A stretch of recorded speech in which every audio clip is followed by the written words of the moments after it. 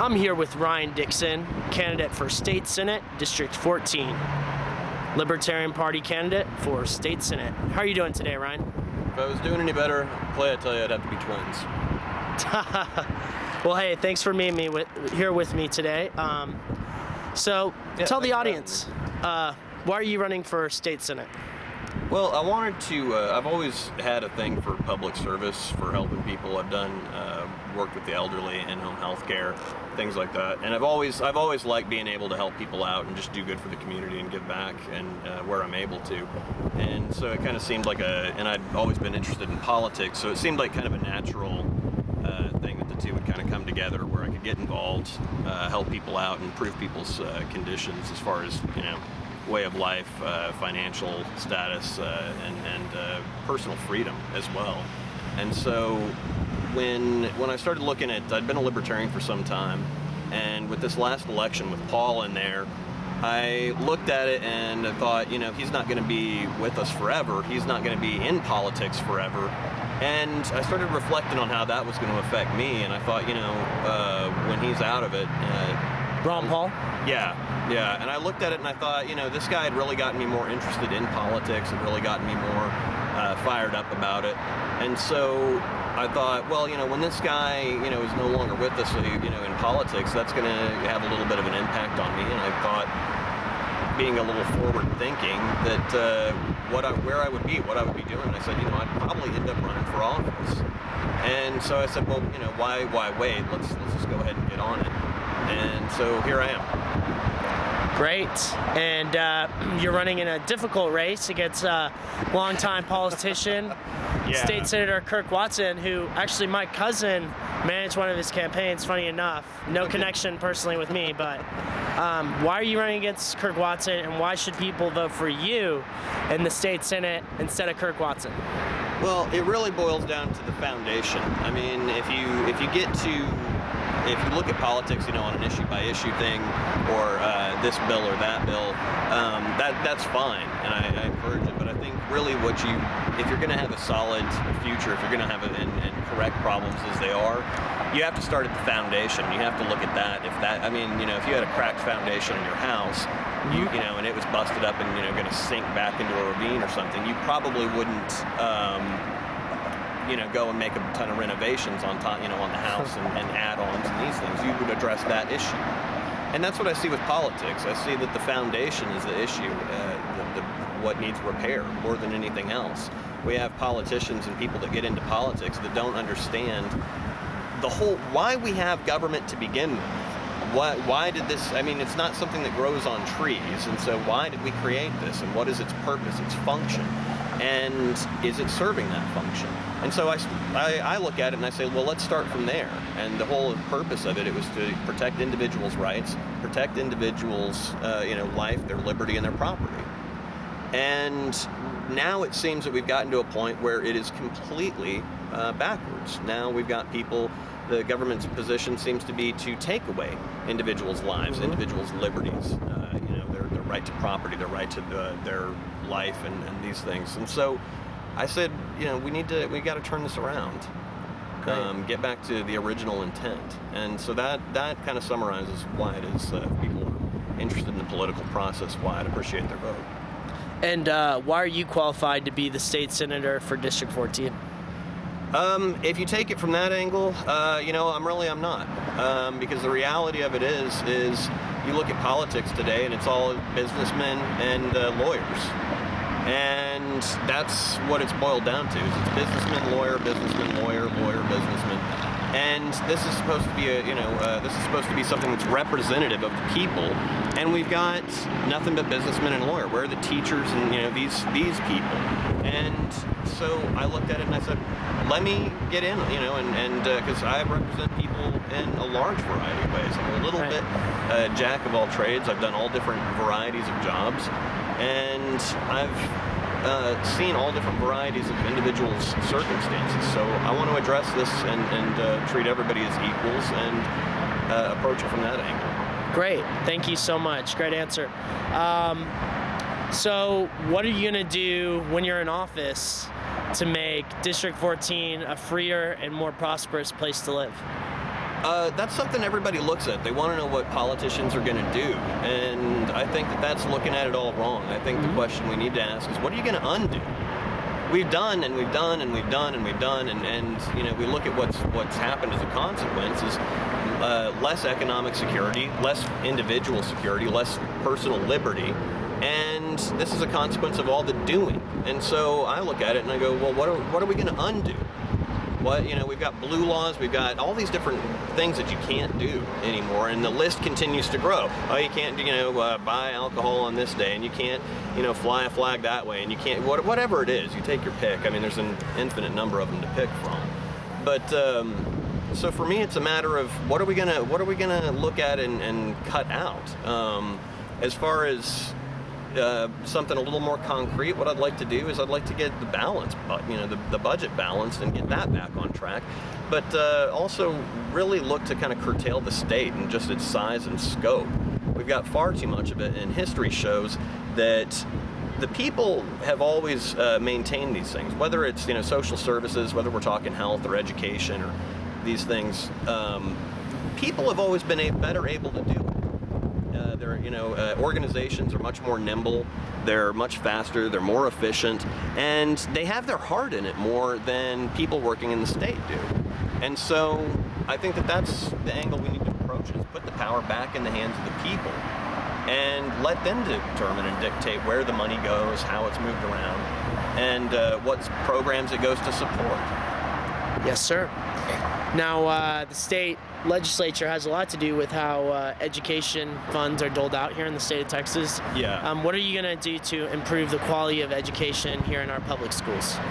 As far as education goes, and I understand that it's a constitutional question as far as the Texas Constitution goes, but we do need to address that question. And I side with Davy Crockett when he had said that he believed that people had a right to education and to a certain standard of living and these things, but he had said he didn't believe that government could provide it as well as private citizens and businessmen could provide it. And so, saying that it was, again, siding with Crockett, that it was better in the hands of the people than in the hands of government. And so what I'd propose is, and Milton Friedman had addressed this actually in a book called Free to Choose. He said there's 4 ways you can spend money. You can spend your own money on yourself. You can spend your own money on somebody else. You can spend somebody else's money on yourself. Or you can spend somebody else's money on somebody else. And this is what's at the very crux of the whole problem.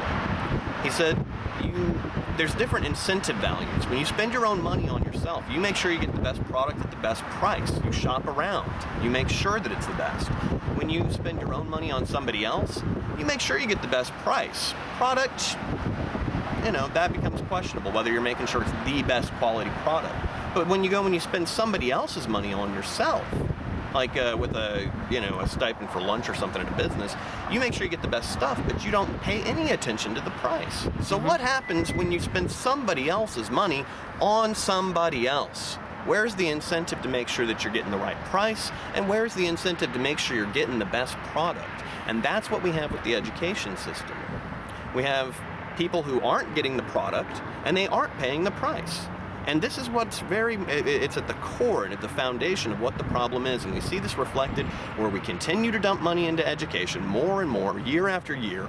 And the consequence becomes, and we see these lower test scores. They continue to drop. So test scores keep going down. Price for it keeps going up.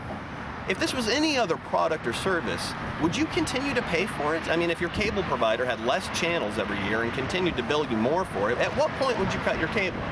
And so that's what I want to take a look at, is an incremental situation where we give the money back to the taxpayers, allow private schools to come forward and compete with each other so that the education is more affordable than what it is now.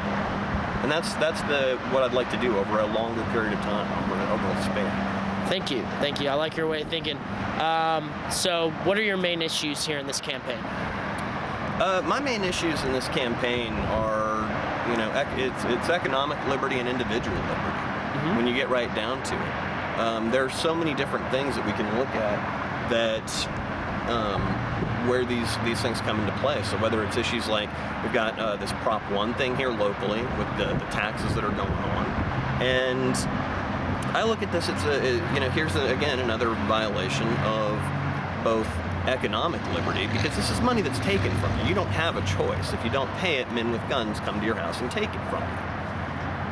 You know, and they make it look good. They send you nice letters first and these things, but the end consequence is the same.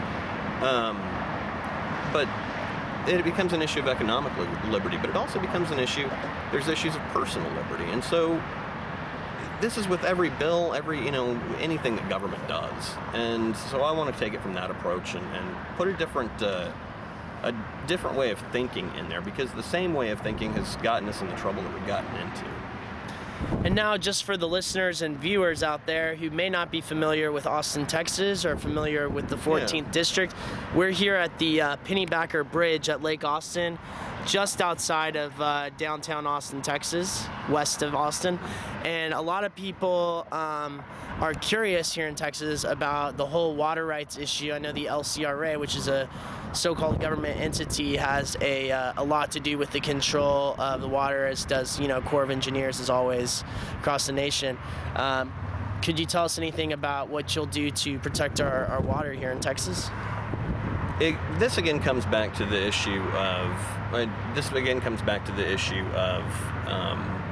understanding incentive, praxeology, and, you know, guys like Mises had talked about this extensively. Mm-hmm. And when you come to understand what it is that motivates people, both on the end of the consumer as well as the end of the supplier, you see that it is in both the supplier's best interest to provide the highest quality product. I mean, right now, we've got this monopolistic sort of setup where everything centers around the state.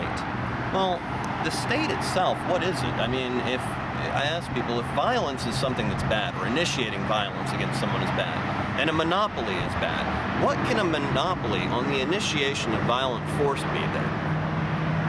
And that's what we have here. We have it set up where the state controls all these things, from, you know, water and everything, and they say that, you know, we're here to protect you and this, but I think that fallacy is about broken up at this point. People realize, you know, we've got the FDA and Monsanto. The head of Monsanto heads up the FDA, and that's just, you know,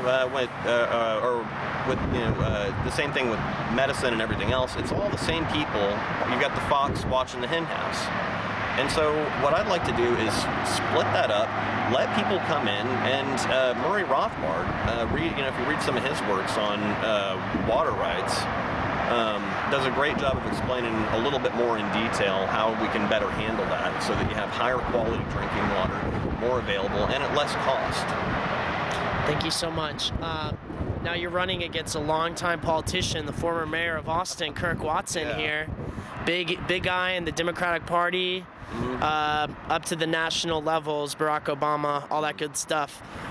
Do you have a message that you'd like to get out to Kirk Watson personally, or do you have a message that you'd like to get out for voters that maybe have voted for Kirk Watson in the past and maybe want to take a second look at him this time around?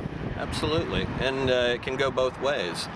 There's a very small book, and big things come in small packages. 1850s French political economist and commentator by the name of Frederick Bastiat had written a book called The Law.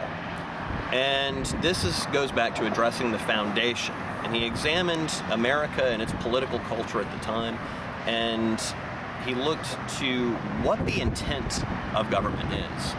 And through my eyes, through the lens that I see it, this should be a requirement. You should have to read this book, and you should have to have at least a 90% comprehension rate of what's being discussed in this book. It's maybe that big. You can pick it up for about $3.